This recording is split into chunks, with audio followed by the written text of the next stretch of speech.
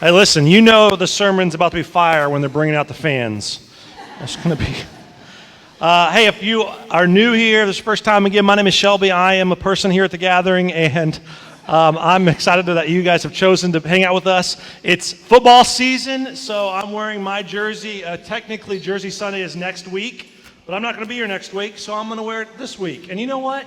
Here at the gathering, you can wear your jersey any week you want, all right? I'm going to give you that permission. I have a question, though. How many of you all, college football started last week. How many of you guys, or I guess yesterday, well, it started last week, but officially yesterday. How many of you all are happy with the outcome of your team? Let me hear it for your team. Let's get rowdy. All right. I'm excited that you're excited. If you are not satisfied with your team's outcome, Tennessee, Jesse has a really good program we'll go through. It's called Processing Pain. And we can get you signed up. It's going to be a long season for you. Hey, it's a new season, and so today, Jesse kind of alluded to it a little bit. We're going to be talking about new things and this tension between new things and old things, and how sometimes it can be scary to fully embrace a new thing because of what you're leaving behind in the old thing. My wife and I, we saw this play out not too long ago. We had the privilege of going and adopting this little girl. Her name is Story. She's from Taiwan, and in March, we went to Taiwan and picked her up, and we were there for about a week and a half, and it was just a really cool experience to hang out and be with her and see where she's from and stuff. And she hung out with us a couple days for us to kind of get to know each other, and then came the day for us to actually go through the adoption process. And as exciting as that sounds, it's a pretty uneventful day. You go to this U.S. Embassy, which is like a DMV where no one speaks the same language as you, and you're just there in a hot room, just like this, for about 6 hours with a 7-year-old who doesn't speak the same language as you, and she's just, bouncing off the walls, and it's intense. And then we got done, and we go back to the hotel. It was an awesome experience. This is one that we'll always remember. We get back to the hotel, and we go to the hotel and just kind of relax a little bit, and it's too late in the day to go do anything eventful, so we decided we're going to celebrate by going to a nice restaurant. And so now think about this from a 7-year-old's mind. You have been stuck in the DMV for 6 hours. You've been in a hotel for another 2-3 hours, and now you're going to go sit at a nice restaurant. What a fun day it is. And so we go sit at this restaurant, and Story starts to behave like any 7-year-old would, and she's kind of like losing it. And this is the first moment for Emily and I where we are hit with the reality that this is new life. Like, we are now having to parent this 7-year-old. She's throwing her plates around and like just acting crazy. And so there, Emily and I and Story were experiencing this new thing. And I'm kind of ashamed to say it, but there was a part of me that was like, man, we're giving up our old thing, and this old thing was awesome. We had 3 kids that knew, 1, our language, and 2, knew our habits, our discipline style, and so that was kind of scary. And so we kind of laid down the law, like, hey, you can do a lot of things, you just can't throw your plates in restaurants. Like, that's kind of the line for us. And Story, it was like her first experience with us disciplining her, and so she was experiencing the new thing. And so Story just shut down. And I'm talking like 30 minutes, just pushed her plates down and like put her head on the table and just wouldn't talk to us. And so Emily and I, we kind of just reaffirmed her. We just kept saying for about 30 minutes, hey, it's okay, we love you. It's okay, we love you. But that's a really important moment for all 3 of us. So I think in that moment, we all wrestled with the old life that we were giving up, and we were anticipating this new life that was coming. And you couldn't bring the old life into the new life. You had to fully embrace the new life. Like, we can't just have Story in our life just 2 days a week. She's in our life all the time now, and I'm so thankful for that. This year is her first year in an American school. She's in 1st grade, and I can't imagine my life without her now. She came home after her first week of school, and she comes home and just hugs me, and she's like, Daddy, I love you so, so, so very much. You are the best daddy in the world. And I realized they're teaching her really good English at school, and I'm just proud of that. But man, like I can't imagine my life without her, but it took us processing the letting go of the old and fully embracing the new.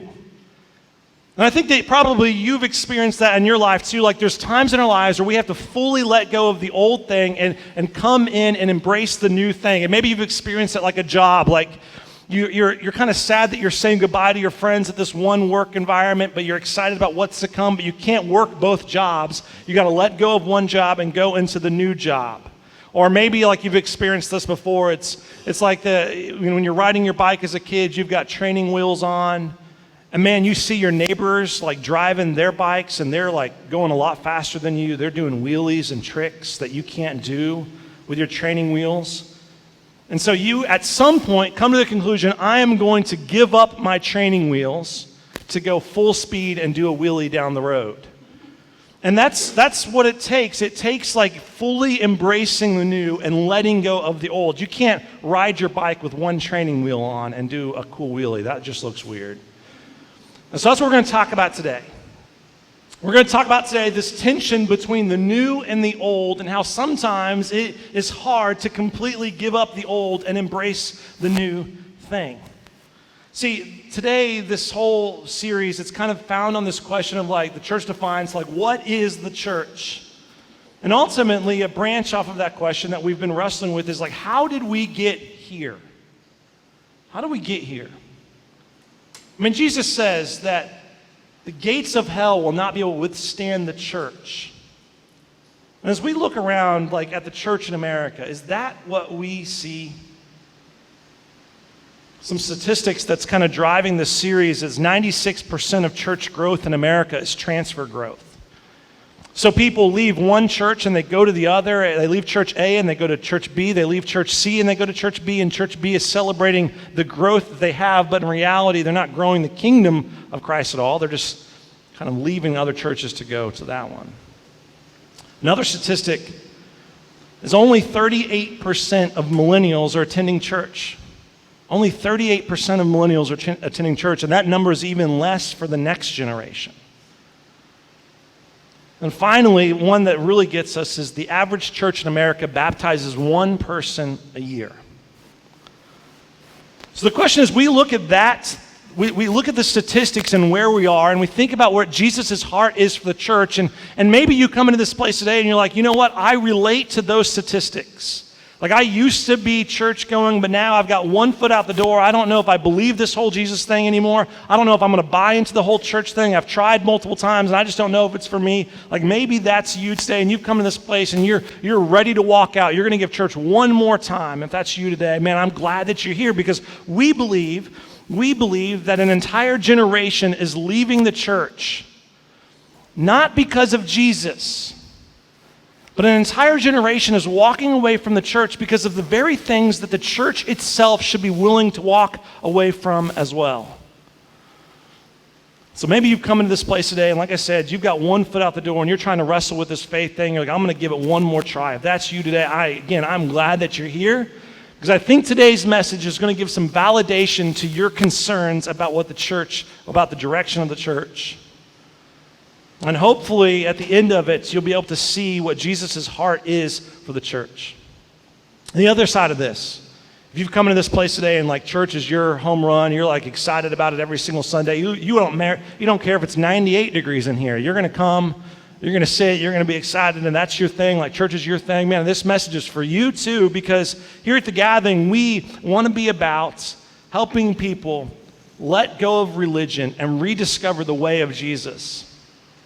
And so we want to constantly be like aligning our hearts and making sure that our hearts are aligned up with Jesus' heart. So that's where we're going to go today. If you have your Bibles, go ahead and flip them open to the book of Galatians. We're going to be hanging out there. It's in the New Testament. If you don't have your Bibles, then that's okay. We've got them on the screen for you. But just as you're going there, a little bit of background. So Galatians is in the New Testament. This guy named Paul writes it, and he's writing to a church that's starting to experience some division. There's some tension in this young church. There's some tension in this young church movement. You see, there's two groups of people that are kind of causing this separation in the church of Galatia, and one of them is Jews. So Jews, recent converts, so these people that grew up in this Jewish system, they became Jesus followers, and when they became Jesus followers, they brought with them an entire system, a history along for the ride. And this history, this system is something that we call the temple system. And I'm going to put this up here. I'm not going to do it. Amy's going to put this up here.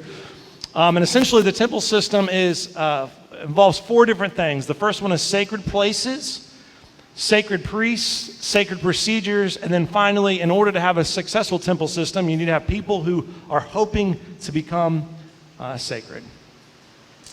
Last week, if you missed it, we had this same kind of list, and we talked about how through Jesus we see that God is done with sacred places. That more than any sacred place that you're standing, the person that's standing to the right of you and to the left of you, they are more sacred than the place that you're standing. That God indwells you now as a believer. He's done with sacred places. And today we're going to be talking about the number 3 thing, which is sacred procedures.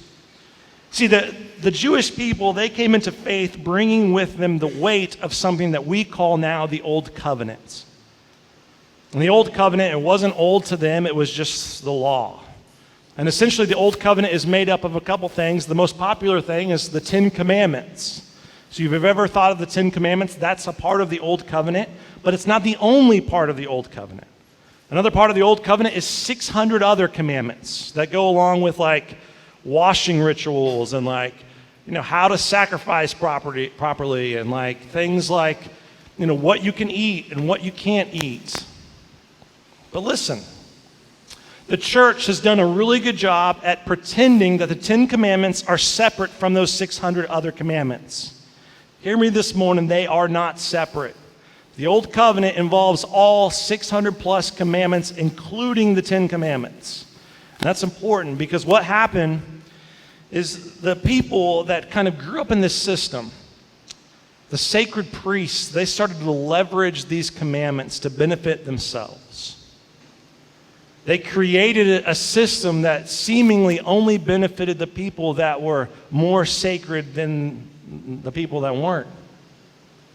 What happened was a system of relationship with God that was founded, that the foundation of it was rules. The Old Covenant said, hey, if you want God to love you, then you've got to do this. You've got to do X, Y, and Z. Parents, oftentimes this is how we parent. Last night we went to a Mexican restaurant, and our kids we kind of warned them. We said, hey, if you want ice cream, you need to behave, right? They behaved. But even if, a little secret, even if they didn't behave, I'm getting ice cream anyway. I don't care. But that's how the Old Covenant was. There was this rules-based relationship where God said, if you want this, then you need to follow these 600 plus commandments. And this is the system that they grew up in. And this is the system that these early Jewish converts brought in with them. But the problem is, it wasn't just a system that they fell in line with. It was a system that their parents fell in line with. It was a system that their grandparents fell in line with, and their grandparents' grandparents, like all the way, generation after generation after generation, people fell in line with this Old Covenant type of system. In fact, again, it wasn't the Old Covenant to them. It was just the covenant. It was the law. It was the relationship with God was based on these rules. But this guy, it's interesting. The guy who actually writes the book of Galatians, his name is Paul, and Paul found himself in this system. Paul would have been considered like the sacred priest in the system. He was an expert at the sacred procedures. Paul, gained some authority in the system, like it benefited him that the system remained standing. And then Paul met this guy named Jesus. And throughout Jesus' ministry, Jesus continued time and time again to reshape the system. See, Jesus walked around and he did some really cool things. He made a name for himself doing some really cool things. He turned water into wine, which is pretty awesome. He walked on water. He did some healings. But here's the deal. Whenever you interacted with Jesus, it wasn't a rules-based interaction. Jesus didn't come to someone who needed healing and say, oh, you know what, go get your life together, then come back to me and I'll heal you. Jesus healed first and then said, now that you've been healed, go live the awesome life that you're supposed to live. And all the while, he's just chipping away at the system, chipping away at the temple system, one card, one stone after another. And then Paul interacts with that, and it causes this tension. But there's this moment in Jesus' ministry, and Jesse talked about it at communion, where Jesus stands up the night of the Last Supper, and he's like, hey, typically we remember the Old Covenant, and I'm just paraphrasing, typically we remember the Old Covenant, or actually we remember Passover here, and remember all the stuff that happened with Moses, but tonight, I want you to do something different. Tonight, I want you to start remembering me. In fact, every time that we have this meal from now on, I want you to remember me, and here's why. He says this cup that is poured out for you is the, what's that word? New covenant in my blood. So this guy named Jeremiah, a long, long time before this scene, talked about that the old covenant was here, but God was going to usher in a new covenant. A new covenant where there were no more sacred places, there were no sacred procedures, there were no more sacred priests, that we would have the law on our hearts. And here Jesus is saying, hey, there is a new covenant that's in my blood. So the question is, if there's a covenant, what are the terms of this covenant? What's our obligation? Well, one, Jesus says, I've already paid the price, so your obligation is really nothing. But here's what I want you to do with this freedom that you have. It says a new commandment, and this is, sometimes we read this and we say, oh, a new commandment on top of the 600. It's not that. This is a commandment that's attached to the new covenant. A new commandment I give you, love one another as I have loved you, so you must love one another. So how does Jesus love? Well, just prior to saying this, Jesus kneels down and washes the feet of his disciples. He flips the power structure on its head, and now the teacher is taking care of and being a servant to the students. And then moments after saying this thing, he's going to demonstrate the ultimate sacrifice of love and die on a cross for the people that are actually putting him on the cross. So, there's a lot more to dive into that Last Supper night, and it's really cool, really powerful. But here's what I want you to take away from that night. There's two things. One, there is a new covenant, and number two, there is a new commandment. And this isn't in addition to the 600 commandments. This is the new commandments, okay? So take away that stuff, and that sets the scene for where we are today. But before we get too far, here's the problem. What do you do with the old covenant? Jesus stands up and says, I've got a new covenant for you. Well, what do you do with the old one? Especially if you are a Jewish person and you walk into the room and you've got generations of history that are attached to the old covenant, what do you do with that thing? Thankfully, the writer of Hebrews talks about this. He says this: if the first covenant had been without fault, it wouldn't have made sense to expect a second. But God did find fault with them. When it says new, it makes the first one, what's that word? Obsolete. And if something is old and outdated, it is close to disappearing. So what do you do with the old covenant? It's obsolete. We're under something else. We're under a new covenant. I like how Wayne Grudem explains this in this book. It's called Christian Ethics. It's really a thrill. It says this. He says this: it's important to realize that the author of Hebrews is not saying that some old covenant laws are no longer binding on Christians, but the old covenant itself, that entire system of laws that define the relationship with God and his people, are no longer in effect. So then people will ask the question, wait a second, Jesus said that he didn't come to abolish the law, he came to fulfill the law.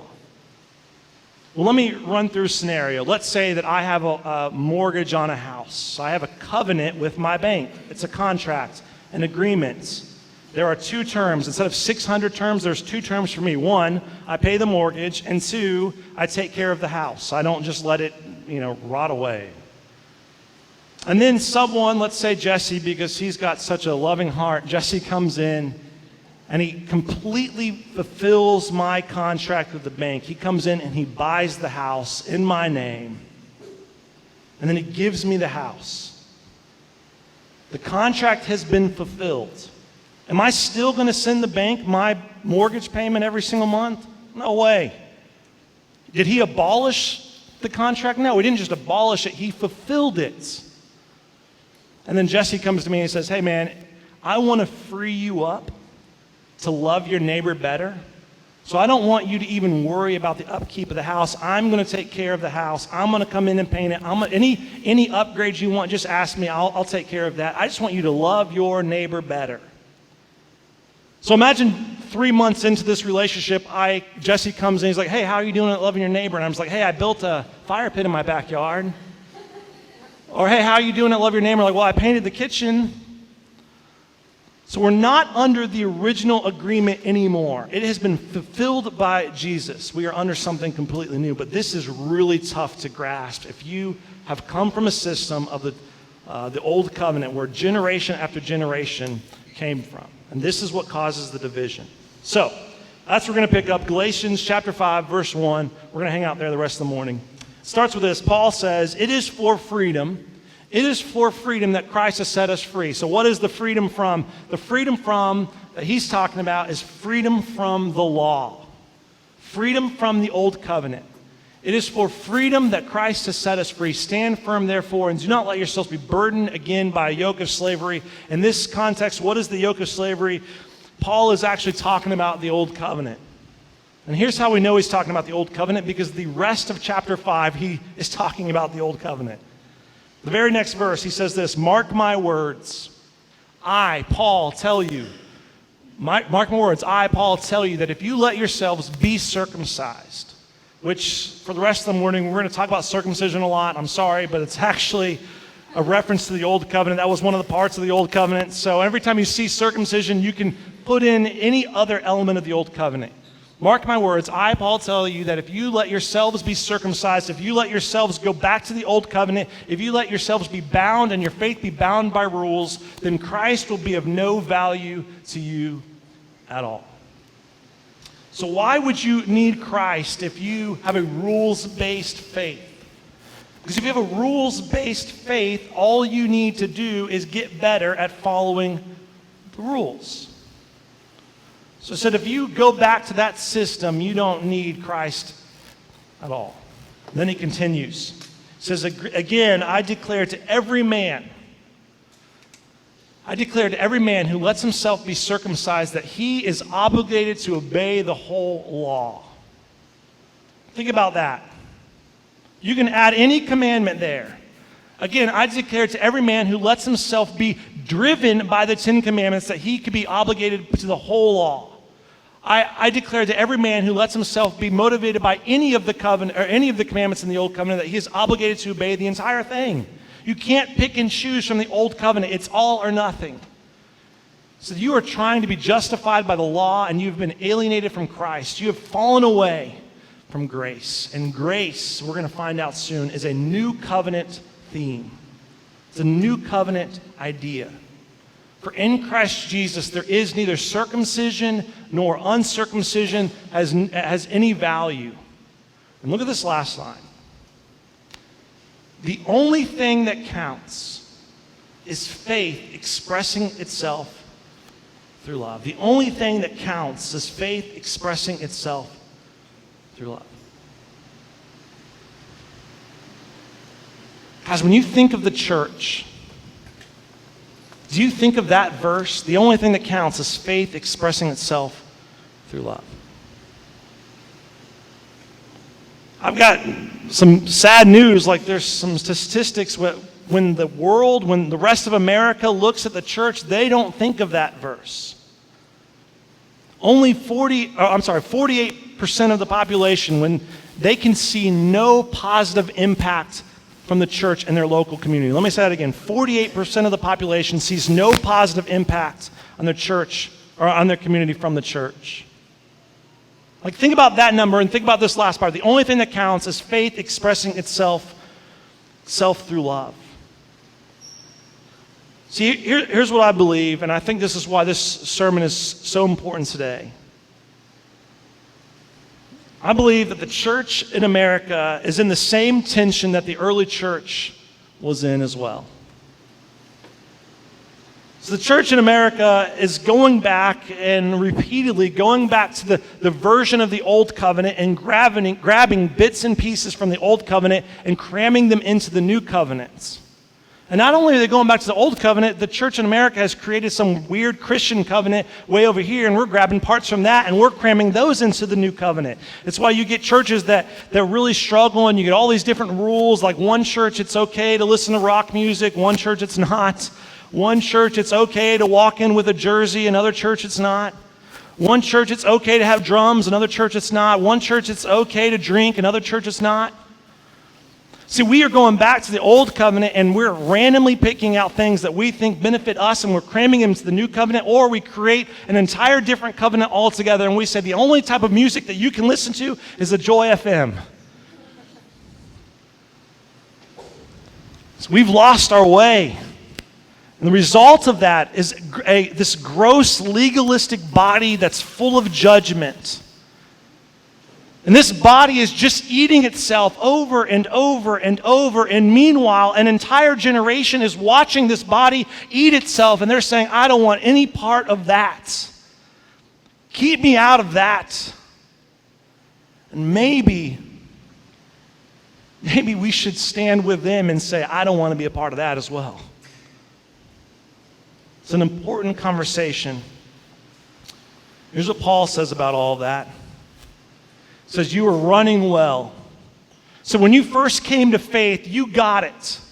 You understood that Jesus is the reason you have a relationship with God. It was nothing that you did. It was because of Jesus. You were running well. Who hindered you from obeying the truth?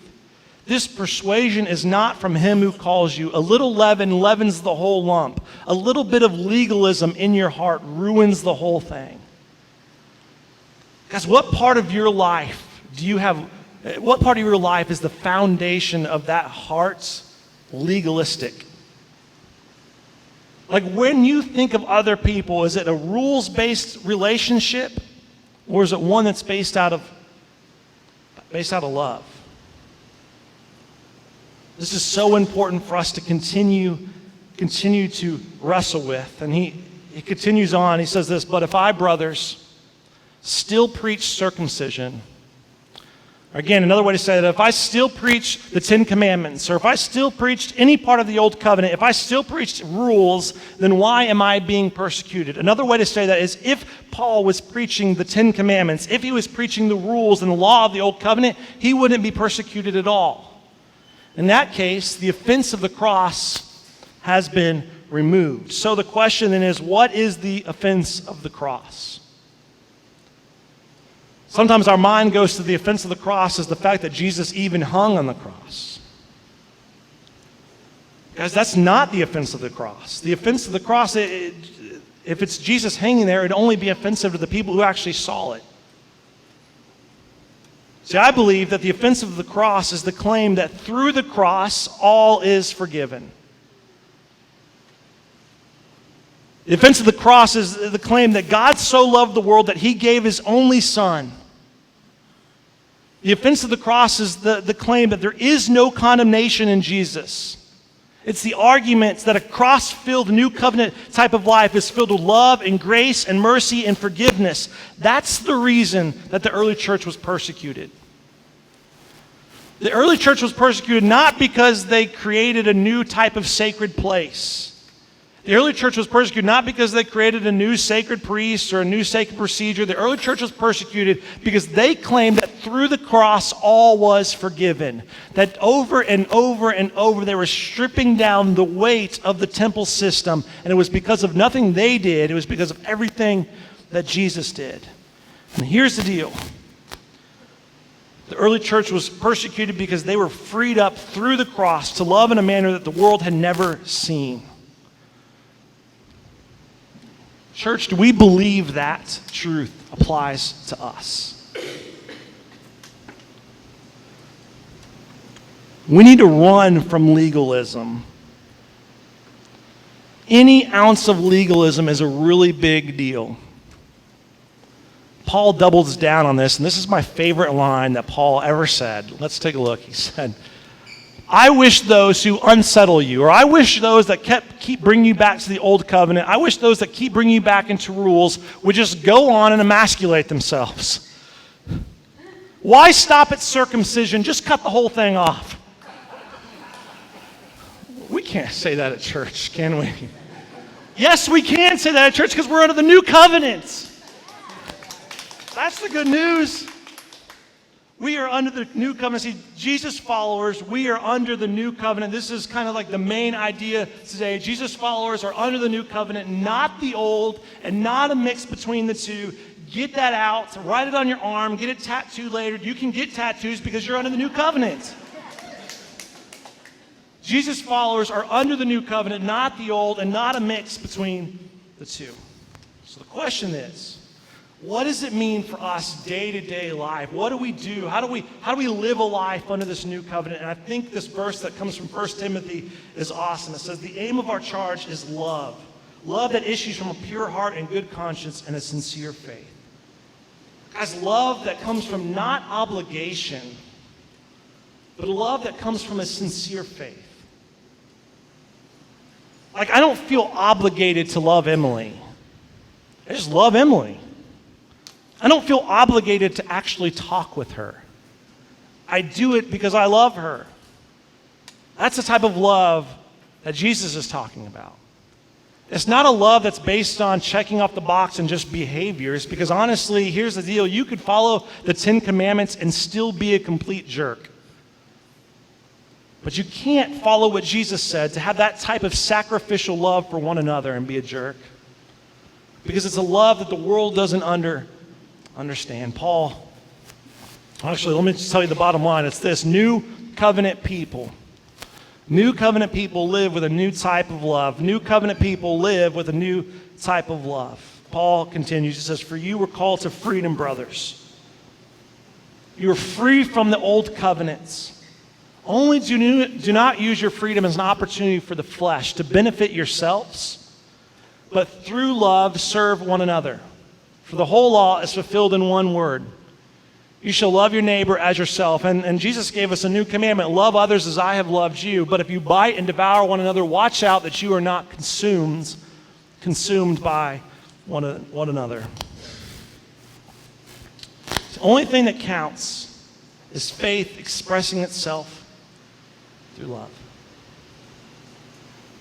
The only thing that counts is faith expressing itself through love. Imagine what this place would look like and this next generation would look like if the church became hyper-focused on the new covenant type of lifestyle. Where we didn't look at each other through judgmental, rule-based lenses. But we saw that we all fail. And that through Jesus, we are all made new. We honestly loved one another in the way that Jesus loved one another. Imagine what this country would look like if the church got better at loving each other. When they see gaps in the government, the church stepped up and loved in those gaps and filled in the gaps.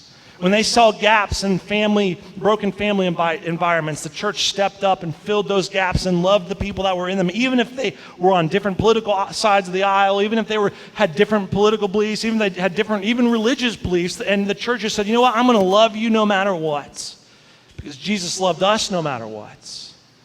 Imagine how this place would look different if we did that. Because here's the truth. We believe that God is living inside of you.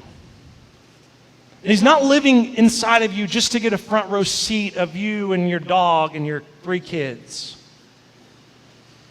He's living inside of you so that He can be a part of changing the world. So that people, when they see you, they see Him. And they see His type of love. And it all comes down to this. As we want to love, I want to love because Jesus loved me. And it's because of Jesus' love that we're standing here today. It's not because He provided some great exegetical paper on Noah or that He added more 10 Commandments. The reason why we're standing here today is because of Jesus' love for us. So the foundation of the entire movement of Jesus followers it's not more rules. The foundation of the Jesus movement is more love. So this week, when you're navigating life and you feel that legalism creeping inside of you and you're missing out on the person that's standing right in front of you and all you can see is the legalism and how they're offending you through that legalism lens, just drop it and just love them. I want to pray and we're going to sing one more song. I'm going to go to the back. If you want to talk about anything and you've been wrestling through something, you don't have to come back there. There's not like one certain way to respond. You can just awkwardly hug your neighbor if you want to. That's cool. We're going to pray and we're going to sing one more song. And then we'll be out. Father, we love you. God, thank you for this freeing message that through you we have the opportunity of a new type of relationship. That although we walk around sometimes